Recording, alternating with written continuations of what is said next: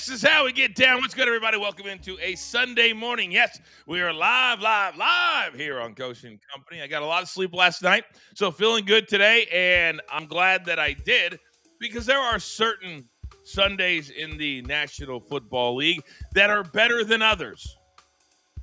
Today is not one of those days. Now, we can also say sometimes those are the best days to cash tickets. Another week, another game in London. Currently, the Jets are up on the first place Denver Broncos, 6-3 late in the first quarter. We'll be updating that, and my guy, Raphael, will be updating live lines as well. We got a lot of games to talk about today. Do not forget, coming up tonight, I believe we will do a live show at 7:30 p.m. Eastern Time because we have the Lions and the Chiefs. And if we're going to be a brand that you can trust in, we got to be here for Lions and Chiefs. Got to be. All right, let's bring in my guys right now because they are standing by and so appreciative that they would work on a Sunday.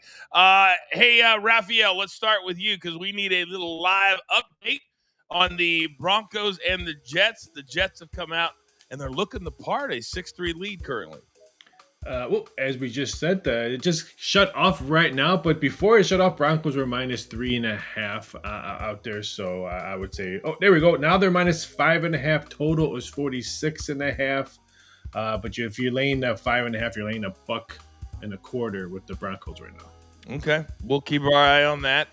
Bo Nix, Mikey P, good morning to you.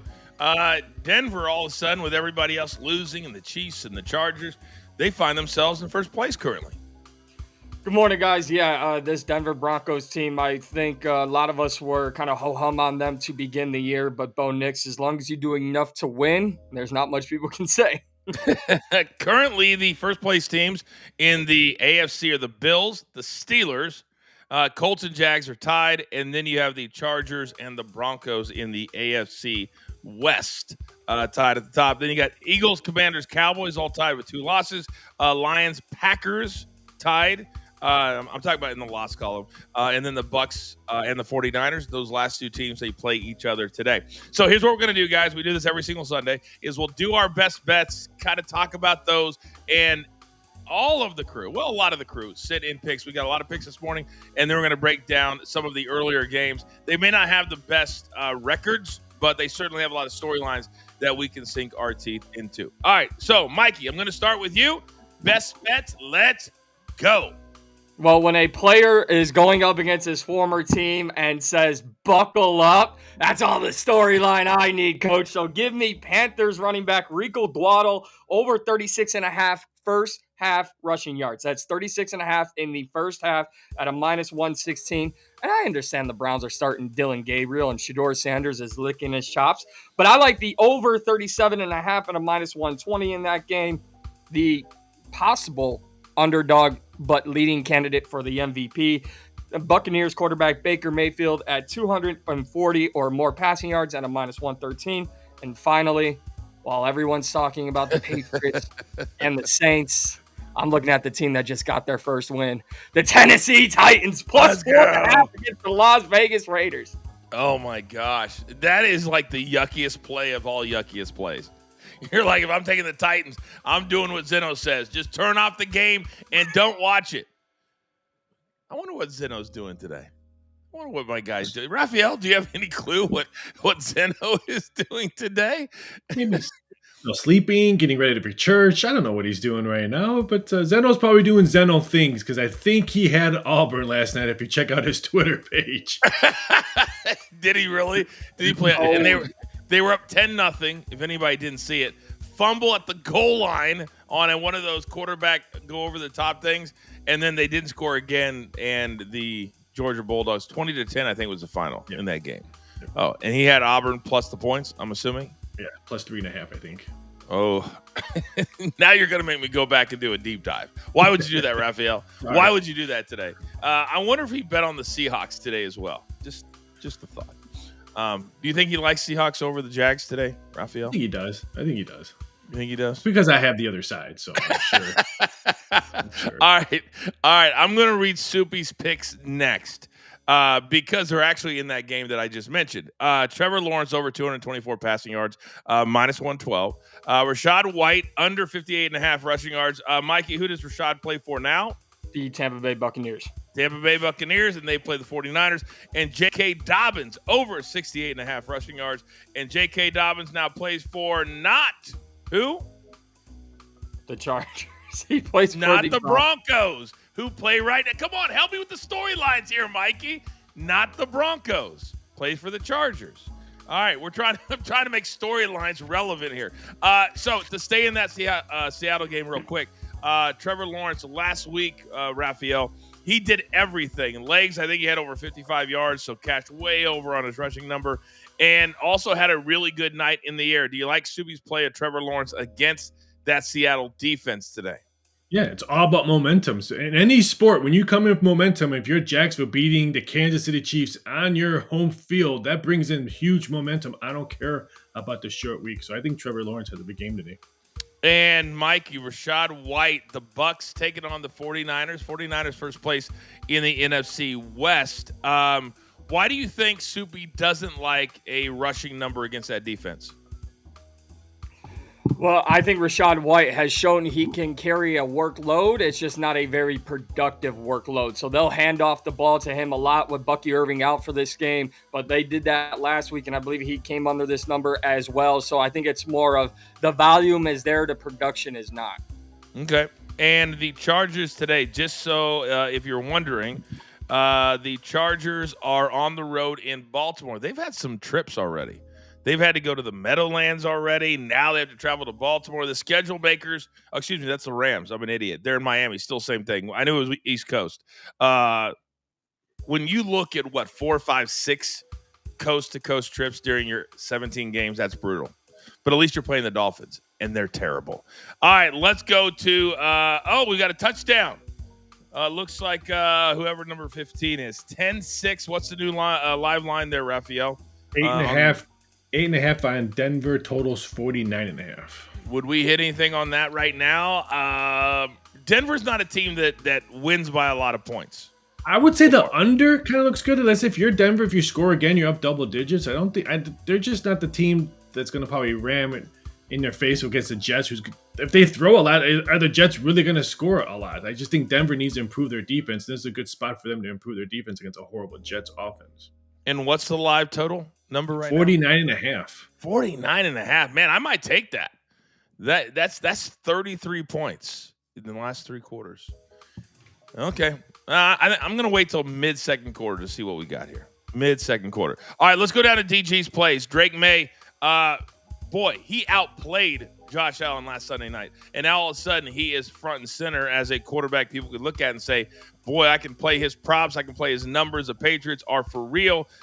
Today, where are the Patriots today? On the road in New Orleans, the Saints have proven to be a very nice dance partner when it comes to scoring points, not playing great defense. So I like that matchup today for Drake May. And I really feel like they opened up something last week with Stephon Diggs and that entire receiving core. And then Jake Ferguson of the Cowboys over his receiving yards, minus 112. Mikey, let me come to you because it's interesting. The Cowboys, who've been playing well, Panthers, who have played well the last couple of weeks, they match up today.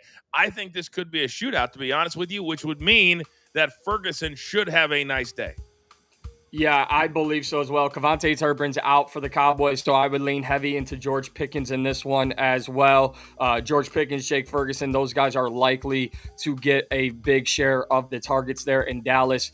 Don't forget about Javonte Williams, who had over 100 yards rushing. But yeah, the Panthers and Rico Dowdle, when you come off a 200-yard game, you're going up against your former team. That's why he's one of my best bets. You opened your mouth, so the Panthers are going to have to play up to that headline, and I don't think they will, but it should be a fun game nonetheless. Well, they have shown that their defense can be a sieve, and I'm talking about Dallas. They can be scored on, no doubt. The Jets scored 22 last week as the Cowboys scored 37. All right, Big Chuck sent in 3 plays today. He likes the Chiefs on the money line tonight. Backs against the wall, minus 135 against Detroit. He likes the Chiefs team total over 27.5. We saw the Bengals just light up the lines in the fourth quarter last week. So the Chiefs, I think, at home, all they got to do is get to 28. Their offense has really been clicking. It's their defense that couldn't stop Jacksonville last week. And then Seahawks and Jags over 47.5, minus 115. The Jags I'm a believer. And they scored 31 last week. So I think the Seahawks will be a welcome dance partner. Raphael, let me come to you on that number. Is it efficient? Do you think both teams are going to be willing to kind of go back and forth, as that was the game script for the Chiefs and the Jags?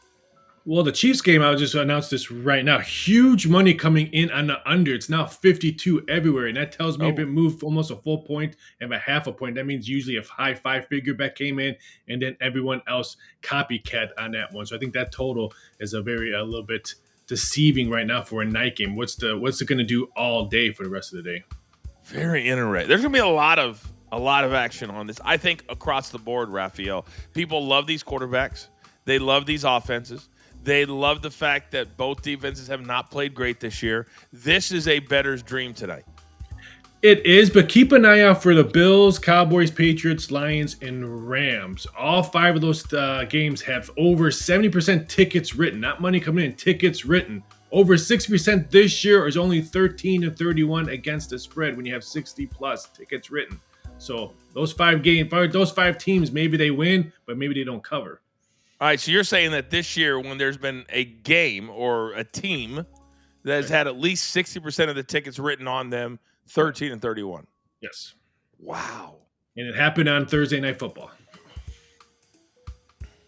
Very interesting. I would not have thought it was that low, or that lopsided, rather. I really wouldn't have.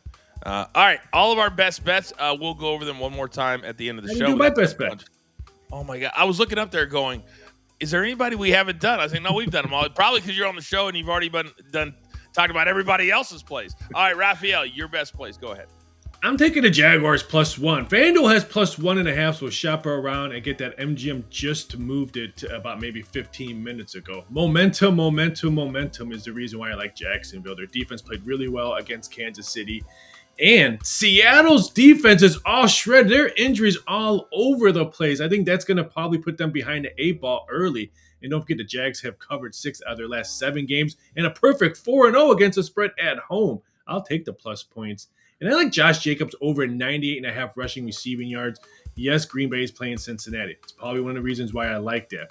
I just think he's going to get a lot of rushing yards because I have a feeling they're going to be up big in the second half, and he's going to be running wild. He'll probably get some early receiving yards, but 98.5 is just too low because this one opened up in 101.5. So I think it's going to continue to probably bet down because I think the public thinks that he'll be sitting on the bench in the second half. And then I added this one just because I was a little bit shocked when I saw this. Cowboys, Panthers, both teams have scored 20+ points today. Cowboys have hit 20+ points in 4 out of 5 games. But their defense has given up 20 points, 20 points or more in all 5 of their games. Something's going to give. Carolina played really well in offense, scored 27 points against Miami's defense. I think Miami's defense is way better than the Cowboys' defense. I think both teams hit 20 points. This kind of feels like a year ago when the Panthers had a crappy start, and then they really got good the second half of the season. And now they're doing it in week 5 and week 6 because they're 2-3. I mean, they're not that far out of it right now. I mean, there's no undefeated teams, which means there's nobody that is not within a game or two. So somebody can catch fire right now. What's that? Arizona money is coming in right now. I don't know why. I guess they didn't see the injury reports, but pretty much multiple books have 8.5. Mostly 9s are popping up, so keep an eye out for that. If you can get an 8, if it goes down to 8, you might want to take a shot at Indy. I just don't see Arizona, but a little bit shocked that so much money is coming in right now as I speak on Arizona. Well, that is actually the first game that we're going to break down, so I'm glad you gave me that information because, Mikey, I'm going to come over to you. We talk about the injuries in this Cardinals-Colts game, and Indianapolis is tied at the top with the Jags, and the Cardinals, Kyler Murray, they could be so much better than they are. They have given away a couple of games already this year, and now we don't know about him. Fill me in. According to Ian Rappaport, NFL Network, Kyler Murray has a mid-foot sprain. It's a different version of a Lisfranc injury.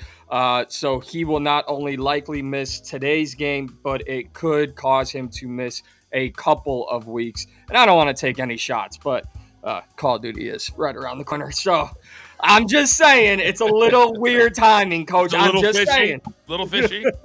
I mean, that's fair. That's fair. 8.5. Who's the backup for Arizona, by the way? Jacoby Brissett. Jacoby Brissett, Mr. Inconsistency, could get the starting nod today, or will get the starting nod today.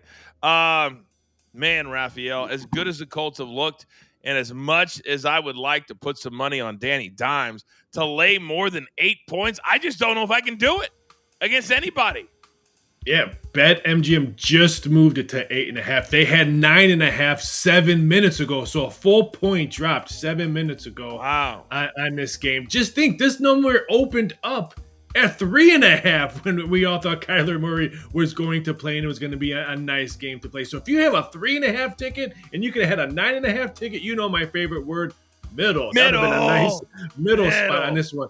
I don't understand this Arizona money coming in. I think do they think Jacoby's going to be their man that can carry this? I don't understand the huge line movement this early in the morning. They're probably looking at YouTube highlights from 4 years ago and that one good game that Jacoby Brissett. Oh, he can play. Oh, he can play. No, that was one game when they didn't know he was going to play and they didn't prepare for him. And that's why he looked good. They'll be ready today. Wow. Wow. All right, let's move it on down to a team. And I've been shocked, guys. By the way, I believe we have pass interference.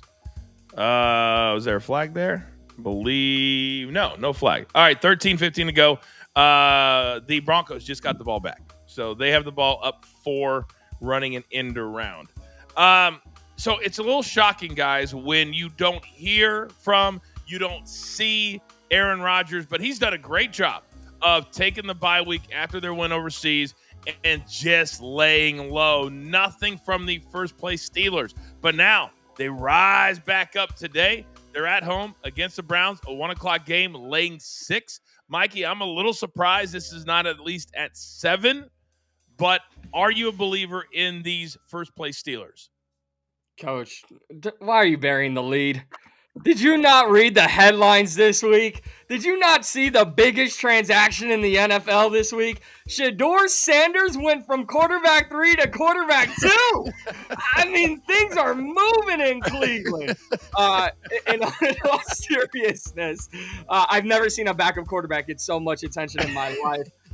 Aaron Rodgers and the Steelers should roll in this game. However, this is a game that I'm going to be interested in watching, not only because I want to see if Rodgers is still that veteran quarterback who can feast on lower competition, but the Browns just traded away one of their better young cornerbacks in Greg Newsome. He went to the Jacksonville Jaguars this week. They also traded the oldest quarterback in the NFL in Joe Flacco. So Cleveland just wheeling and dealing this week. I think the Steelers roll in this one. I think they'll hit the over here. But I'm honestly intrigued by the Shedeur Sanders storyline. I wonder if Joe Flacco, as he was, filling up his duffel bag in his temporary apartment there in Cleveland, was like, damn, again? Again? Damn it. I got to meet with that tenant again? Oh, my goodness. Those temporary apartments. Joe Flacco's like an MVP right now. Raphael, let me come over to you. Do you like, or does it make you feel a little weird? I'm in the weird category when I don't hear or see something involving Aaron Rodgers, but I'm kind of with Mikey. We are just one play away from Shedeur Sanders becoming Tom Brady. One play. I don't understand that fixation. Like, wow, he moved up to quarterback 2. Who else was going to be quarterback 2? Watson? He can't run around yet. They have no one else in the room besides Sanders. So I don't understand what's the big fixation on that. But I'm actually more puzzled why the Pittsburgh Steelers are not a solid 7 by now. I really thought the public would be all over Pittsburgh coming off a bye week, preparing for a rookie quarterback. We saw a rookie quarterback lose on his first road game. The Giants lost to the Saints last week. And Pittsburgh has won 21 out of 22 home games against the Cleveland Browns. I'm puzzled how this number is not a solid 7 right now. I am puzzled at how you don't see the interest that Mikey and I have, and I'm a little bit disappointed in you. Have you been living under a rock the last 6 months? You don't know why we're excited about the Shedeur Sanders storyline potentially becoming the starting quarterback for the Cleveland Browns? There was 5 quarterbacks in a room. If there was 5 quarterbacks really in the room, can't see that. You really can't see that. No, I can't. No. Oh, Mikey, our resident curmudgeon. Oh, and it's so apropos that Mikey would have himself on mute to say, what? What? No, I was doing the Shador mime. I was miming for it. All right, I'll give you that one. That's funny. That's funny because I did not know give you you were that doing one. that. I did not. Yeah, that's very funny. That's very funny. Not to ignore your nuggets about the Steelers because they were all fantastic. They really were. And to me, today the play is the Steelers. I'm not trusting Dylan Gabriel at all. And I'm not rooting for an injury. However, But it wouldn't bother me if I saw Shedeur Sanders in real gameplay today. So let's say Dylan Gabriel plays like crap the first half. Steelers have 3 turnovers. The game's not a blowout, and we see Shedeur Sanders in the second half against real competition. How about we do that? All right, now to the game that has everybody up in arms. Everybody on both sides of the fence. I'm a little trigger happy this morning, but I feel good. I feel great. Seahawks and Jags. And I'm trying to figure out, Raphael, let's start with you. Because Jags are one of your best bets. And I'm trying to create a scenario in my mind where there is a human being out there. We might have to look for a minute. A human being out there that would be so fixated and confident in the Seahawks traveling all the way from the Pacific Northwest all the way to Florida, playing a 1 o'clock game, but yet they would see the Seahawks as the dominant play and the dominant side in this game. Do you think there could be a human being like that out there anywhere?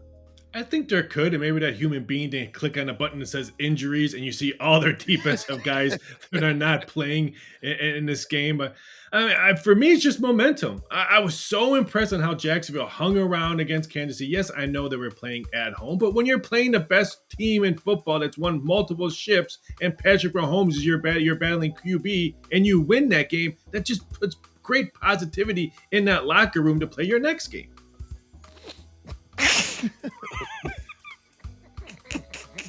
What'd I do?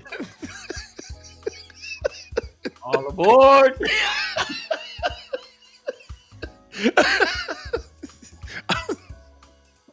Oh, Ravi, you kill me.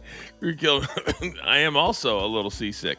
That might have been how they got to Jacksonville. Honestly, Okay. He's got a big one. He has a. Have you seen Shad Khan's? All kidding aside, have you seen his mega yacht? It's huge. Yeah, it's huge. They couldn't even dock it at the Super Bowl. It was so big. So yes, they played the Chiefs last week. Sorry, I don't know why that hit my funny bone this morning. It really, really did.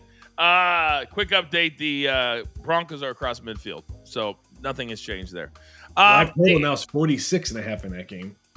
Oh, is it? Okay, Yeah. so it's gone down 3 points in the last. That's why I said I wanted to wait, because you play the 49ers, we would have lost 3 already. Mikey, let me come to you. All kidding aside, the Jags last week, they were down 14. They came back, took the lead. Yeah, pick sixes are a little bit lucky, but they still did it. They still beat the Chiefs. So when you're a Seahawks team that has had good performances, but also some sketchy performances, I don't know why the Jags aren't a little bit of a bigger favorite, to be honest with you. Yeah, I believe they should be as well. Jacksonville's got all the momentum. Devin Lloyd is playing out of his mind for that Jaguars defense, which leads the league in most takeaways. So, by the way, Sam Darnold, he's kind of prone to turning the ball over. Example A, last week, final drive that gave the Tampa Bay Buccaneers the win. So, coming off of that and that alone, when you look at a team who feast off of turning the ball over in the Jacksonville defense, ended that game last week against Tampa Bay, I have all momentum riding on Jacksonville, and I think this number should be higher. Give me Jacksonville here. I completely agree with you. So sometimes it's right in front of you. And I know the NFL, it's been banana land. Last week, multiple double-digit leads blown. But this one just seems pretty obvious to me. All right, let's move it down to the game that I think there's going to be a lot of points. And I think both of these teams took a little while to get out of the blocks, but now they're starting to play pretty decent football. And that's the Cowboys, and that is the Panthers. Dallas scoring 37, beating the Jets on the road last week. They're laying 3 in Charlotte today. The Panthers 2-3, so they really can't afford, if they want to stay, in the playoff discussion. Let's call it the discussion. They need to win home games like this today. Raphael, let me start with you. Is this number correct? It is. I think Dallas wins this game. I'm puzzled. This total yesterday, 10-11 on a Saturday, watching college football, this total was 50. And just about 3 minutes ago, everyone just posted 47.5. I don't understand. Are they not looking at the numbers I am looking at? Or did they not watch Dallas defense play for the 5 straight games? A little puzzled. Carolina's improving, especially on their offense. I think we're going to see points in this game. So wait, we could see a solid 47. If it's already moved 3 points, why not move with another half a point? Yeah, so just wait till a little bit closer to kickoff. Right now, it's 10:26 live in the East, so we still have 2.5 hours. The Broncos missed a field goal, so the Jets have the ball back 10 minutes ago in the second quarter. The live number there, Raphael, is 7.5 for the Broncos, so that's gone down a point. Total is now 44.5, so I'm actually kicking myself not betting the under at 49.5 about 10 minutes ago. Didn't somebody say 33? I might take the under in that. I'd have to run back the tape, but I think somebody said that. Who said that? Interesting. I'll be a brilliant man. Yeah. Brilliant black man right here on the show. It's only one of you. Almost had me in the first half. Almost had me in the first half. He said brilliant, and then I was like, he's talking about me. Are the Dallas Cowboys, Mikey, for real? Are they a team that we could, because it's a 3-way tie after Philadelphia got blown the hell out. Right now, the Commanders look like the best team in this division, but is it the Cowboys? It could be the Cowboys. I don't know if they're for real all the way around, but I know Dak Prescott is for real. I know what it also is for real is that Dak Prescott and Baker Mayfield should be the leading candidates in all MVP conversations right now. Without Dak Prescott, the Cowboys probably don't have a win this season. So I think Dak and this offense is for real. I still have plenty of question marks about their defense. They are 2-2-1. That one was the tie, 40-40 tie. Wasn't it the Packers, wasn't it? Yep. That's still, when I look at that, well, at least it's better than a loss. When you're looking at the pass yards today for Dak and Bryce Young, 208.5 for Bryce, the home quarterback, 246.5. Do you think Dak has a big day, Mikey? I do. That number scares me just a little bit. I feel like it may be more of a touchdown-heavy game for Dak rather than a passing yardage game. So okay. I like Dak on his touchdowns. Plus Javonte Williams, if he's running the ball for over 100 yards again like he did against that Jets defense, the Panthers defense is not as good as the Jets defense. Well, neither of them are good, so I digress. Dak over 1.5 touchdowns, minus 145. A little juicy. Do you mind the juice there? I don't, just because I think it's almost a layup. Almost a layup. Kiss of death. Raphael, the receiving numbers. George Pickens with CeeDee Lamb out. He's the number one guy. Then you got McMillian.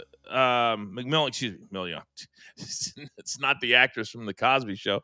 McMillan over 70.5. Jake Ferguson, one of us is on him. You're on. Who's on Ferguson? DG.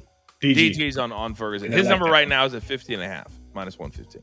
So. I like that. Carolina gives up a lot of passes straight up the middle. Their defense is pretty weak right up the middle. So when I saw DG's play, I thought that was a really good play. And I totally agree. I look at Dak Prescott under passing yards, but over on TD. I don't think that scares me about this game. Don't forget, Dallas plays Washington next week and Dallas. So maybe a look-ahead game. Little look-ahead spot. By the way, to back up your point, Raphael, Jake Ferguson, his number on catches is 6.5. Whenever we see a player with 6.5 or higher, that means the books knows they're going to be in the game plan. You never see 6.5 unless it's going to be heavy traffic towards that receiver. And he's the only one in that game with a 6.5. Everybody else is 5.5, 4.5, 3.5, 3.5. So I think Jake Ferguson, DG might be onto something. Yeah, he might be onto something. All right, the final game that we're going to look at here, and then we'll have a full recap tonight. And I'm hoping that maybe this is one of those days where we look at the games and 1-4 against 1-4.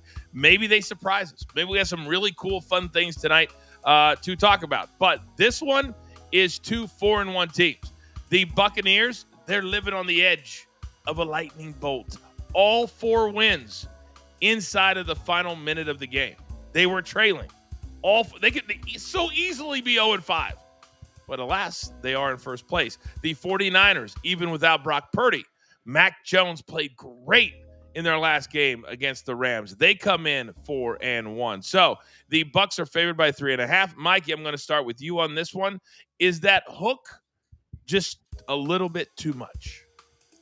It's really not. And until I'm proven wrong, I'm going to ride Baker Mayfield all the way through. Coach, we started today talking about storylines and narratives for these early games on this Sunday. And the thing that I loved coming into this week was Baker Mayfield said, when I got drafted into the league, they said I was cocky, arrogant, all of these things. Now I have moxie and I'm tough. And I believe that. And I don't think I've heard a better take from an NFL quarterback all season. So I think Baker Mayfield, for as good as he has played this year, is continuing to play with a chip on his shoulder. So I like Tampa Bay by maybe 5-6 points here.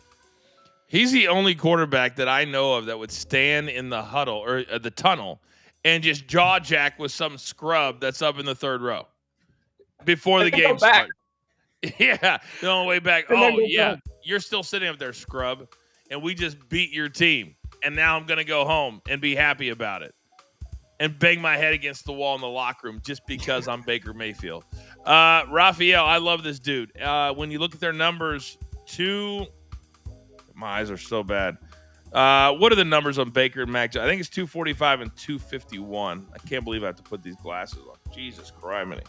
What is it? This is so bad. Oh, 245, 251. Okay, 245.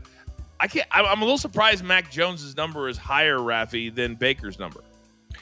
Probably because the books probably think they might be playing from behind on the road. He might have to be throwing the ball. Mac Jones, week after week, he looks so much comfortable in his offense. That's another one. He doesn't look lost like he did on week 1 or week 2 when he was a starting quarterback. I'm a little bit testy on this one. This one opened up Tampa Bay -1.5. It is moved because of Baker, not because of Tampa. It's moved because of Baker Mayfield, and he's a storyline, I think, so far this NFL season. I think this one moves to 4. And if I can get +4 from a Tampa Bay Bucs team, let's look at it. It has 83% of tickets written and almost 90% of the money coming in.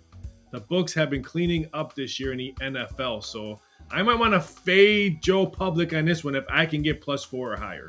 Well, I mean, when you look at all 4 games ending in the final minute, the chances of the covering the 4 aren't that high.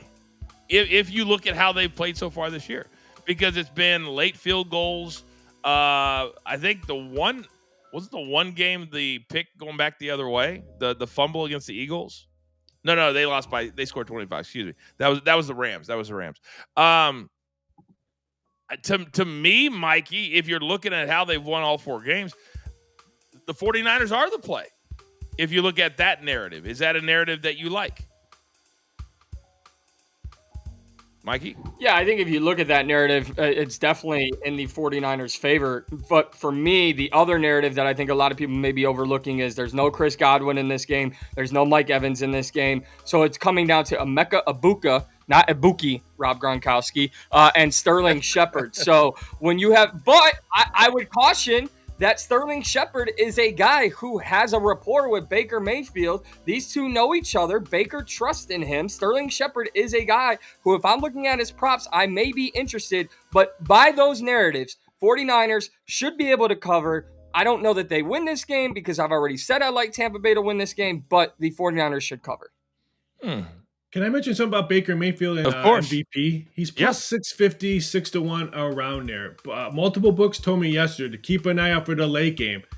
Sorry, Coach, but if Jared Goff shreds Kansas City tonight, has a big game, he's probably going to be top 2, top 3 for MVP. Probably going to be anywhere between 7-1, 8-1. Most books have him 15-1 or 16-1 right now. You maybe sprinkle something on that to see if you can get a nice number than if he wins tonight. So let me get this straight. You just took 30 seconds of our showtime to tell people to bet on Jared Goff for a good value, yeah. If and only if he shreds the Chiefs defense tonight. 15-1 to maybe 6-1 when you wake up tomorrow. That could be a big difference. Yeah. I mean, it would be if nuts or candy nuts. It's completely the wrong saying, but you guys get my point. I got it. All right, we're going to be back live tonight, 7:30. We're going to take a look at that shredding of said defense, and we'll recap. I want one other game because I know it's very, very easy to be negative when it comes to these games. Of the other late games, Bengals, Packers, I'm looking at the over 44.5 because I think the Bengals are a very, very popular dance partner today. And then you have that's the only three. Niners, Bucks, Bengals, Packers. What other game am I missing at 1 o'clock? Why is it not showing up at BetMGM? They've been really bad about taking Chargers, games off. Miami. No, the late games I'm talking. It's Late games. The late games. Titans, Raiders. Titans, Raiders. That's the one game I missed. BetMGM lately has been taking games off. Remember we were doing the live show the other night, and they took the college game just off. Like you couldn't even find it. So frustrating when you're doing a live betting show. All right, so Tennessee Raiders or Bengals Packers, Mikey. Give the good people before we get off the air something to chew on to say, yeah, go watch that game or bet on that game. Mikey P's best bet is featuring the Titans plus 4.5. So let's go. That's all the reason you need. Cam Ward came back on the Cardinals. I don't want to say the Cardinals lost that game, but they may have fumbled it away, if you know what I mean. I don't think the Raiders pose a serious threat to anybody. And coming off that whooping they took against the Indianapolis Colts, I'm not saying the Titans are a good team, but I think the Raiders could be looking at benching Geno Smith depending on how this game goes. So I like the Titans and Cam Ward to put the nail in the coffin of Geno Smith. And then are we going to bring in Russell Wilson? That's all I've been hearing about. Russell's going to be the Joe Flacco. He's going to be the new Joe Flacco. I can't believe we got to move out of this apartment. Oh, damn it. We should do a skit with Russell Wilson and Joe Flacco. I'm actually looking forward to the Patriots Saints today. You know, Saints are 1-4. I get that. But they've had some really fun games to watch. And they've had some games, they came back on the Giants and beat them 26-14 last week after being behind 14-3. And I'm interested, guys, to see how Drake May backs up the performance in Buffalo and then going down to an atmosphere that's not going to be great. It's in New Orleans. It's right around the corner, Raphael, from you. How much do you think is riding on Drake May to have back-to-back great performances now in the spotlight? We're just walking around last night. Patriot fans are all over the place, so we're going to see a lot of Patriot fans in this game. So I think the Saints brought some news out today saying Kamara's not going anywhere. So if you're calling us, we're not trading him. He wants to stay here. He wants to retire there. So I can see the Saints putting up some points on what I could think we see an over game. I think the Patriots win because talent per talent, especially on the defensive side, I think the Patriots have it there. But I think it's going to be a very entertaining, fun game. Keep an eye out for the Packers-Bengals. Packers coming off a bye week after they lost, so they had to sit and soak on that loss during the bye week. And those fans are going to go crazy because those fans are Brewer fans as well. So I think the Packers put up a double-digit big win today against the Bengals. At least the loss they had to sit on was not to the Browns after leading 10. Yeah. Oh, yes, it was. Oh, can you imagine the taste in your mouth after that? Oh, he's never thrown any. On the bye week? Oh, the announcer. He hasn't thrown any interceptions all year. Oh, there it is right there. I mean, literally on cue, Mr. Jordan Love. Today's kind of a rubber meets the road type of day. There's some teams that could stay in the conversation, or there's some teams at 1-5. That's a hard road to come back on because best case scenario, you're 12-5. Best case. So when you get to 5 losses, it pretty much means your season is over. All right, gentlemen, final takes before we get out of here. Right now, under 4 to play, and the Broncos. Oh, Sean Payton's pissed. Something good happened for me. I'm not even betting on this game. I just can't stand Sean Payton. Chipmunk cheeks all the time. All right, the Broncos are going to be punting back to the Jets, and the latest, I don't even know who that dude is, number 16. I bet when he was walking in the locker room today, they're like, we're 16. They didn't even know who this cat is. Third return man this year for the Jets. The other two, they gone. Final takes. We head into a pedestrian afternoon in the NFL. Mikey, I'm going to start with you. Well, I'm interested in seeing if Joe Flacco can beat the the Packers twice while representing two different Ohio teams this year. But also, when you come into this week and you say, it's kind of, these games don't pop off the paper, these are the best weeks because you get to see who's really, really bad and who might actually be fun later in this season. So it may be a kind of yuck in your mouth type of week, but I think it's going to be a lot of fun. Raphael.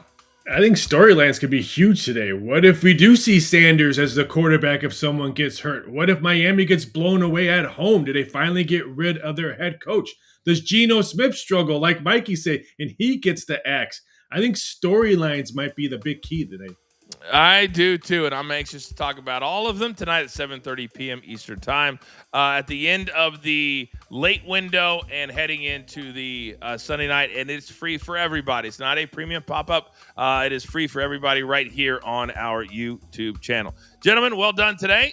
Good luck on your best bets. Producer man, I believe that's Mikey. Give me my one shot. That's going to do it for this morning. Let's cash a bunch of tickets. We're here every single day. And, man, sometimes the grind takes a minute, but when I see all of those beautiful names in the chat, it gets me motivated. It gets me popped up, hyped up. So that's going to do it for now. We'll see you tonight. For my man Mikey P, for Raphael, for producer man, I am the coach. This has been Coach and Company, live on YouTube, live on socials, and we will see you later tonight. Have a great day.